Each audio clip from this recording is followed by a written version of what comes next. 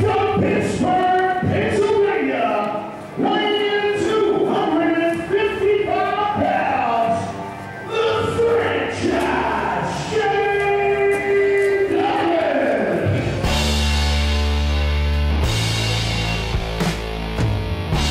I'll always enjoy performing. You know, once you have it in your blood, it's like a drug.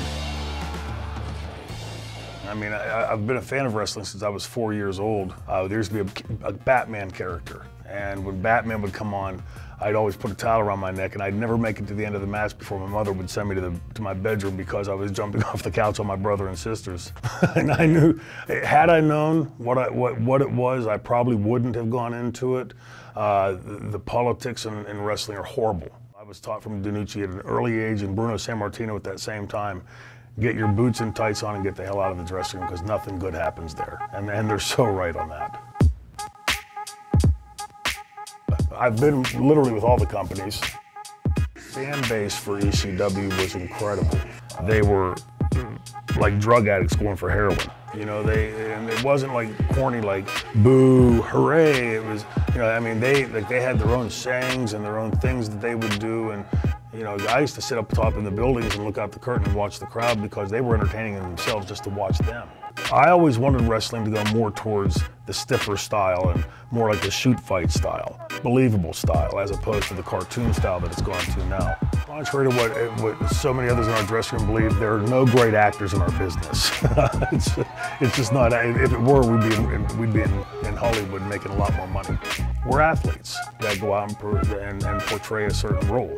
So if you buy into it, you're a lot more likely to execute that far better on camera than if you don't. And we certainly had no teleprompters. We had a camera like this, a lens looking back at us. You're given some autonomy over it, like I was with the franchise character. The franchise is a legend! If there's something you don't like about that character, you say, well, I tried this and it didn't really work, so I'm going to delete that portion of the character and create something else, some new parameters. At that point, it became a lot more fun. Over my career, those are the only two real gimmicks I played, other than just a general babyface, you know. But there was, just as Shane Douglas, there was no character to that. I loved the Attitude Era. It was exciting, it was fun to watch. The vulgarity and the in-your-face and the R rating and, you know, just pushing the envelope. My career, I've had 29 broken bones, 18 surgeries, and 11 concussions. The two worst injuries that I had was my broken neck that I didn't know till years later, and a fractured palate. That gives me a lot of residual problems to today. There were several times I could have walked away from the industry. When I was accepted to medical school in 1995, when I started teaching in the early 1990s, I could have walked away and used my degrees at any time I wanted to. There was some reason, and I've asked myself this a million times as to why. Why did I stay? I was obviously good at it. I certainly enjoyed it, and it's probably the reason I stuck in it so long. You know, to be honest with you, looking back at it from now, I'm not sure how we were able to get so much done. None of us had ever been apprised of the risks and things that were going into that. It was so minimized to us. And we were kept running so hard. You know, my longest year on the road was 343 days, I think. And back then, remember, we were doing double shots on Saturdays and Sundays. So in a week, you'd do 10 shots. And on a nightly basis, a match-to-match basis, these kids these days will wrestle 5, 10, 15 minutes. Back then, we were wrestling 45, 55, 59 minutes every night. You know, so we were really being run ragged.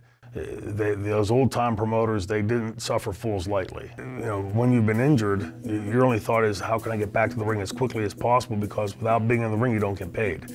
We don't have workers' compensation, or, you know, the company doesn't pay you extra on the side when you're hurt. And that's where the warrior mentality kicks in. I've got to get back in that ring so I can feed my family. Every other major sports athlete doesn't worry about that.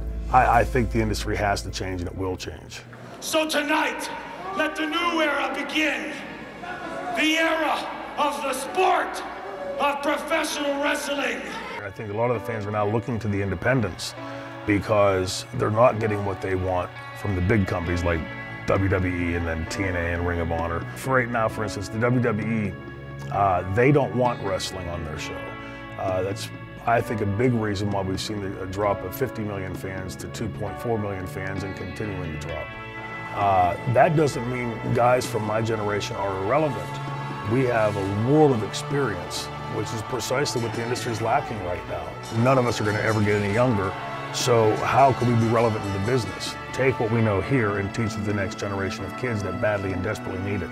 So that's where I'm exerting my energies right now. What we're doing is taking the best of wrestling from then, bringing it up to now in a very, very updated model, much more action-packed, a lot more variables for excitement. Classic Wrestling Revolution is the name of the show. Hopefully we'll be making an announcement soon. We're building this to be a company to last. A company that can be a home for these athletes, a place they can hang their hat and not worry that if they get hurt, we'll just shove them out the back door and go to the next person like the industry has always been done.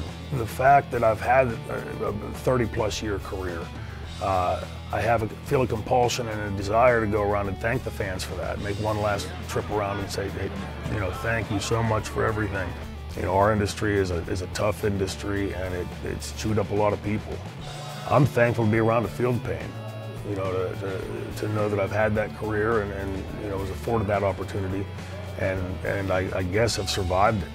You know, I can't imagine anything better than being able to, like last night, go out and, with my 5th grader and throw a football around in the back, you know, and that to me that's better than a mountain of gold.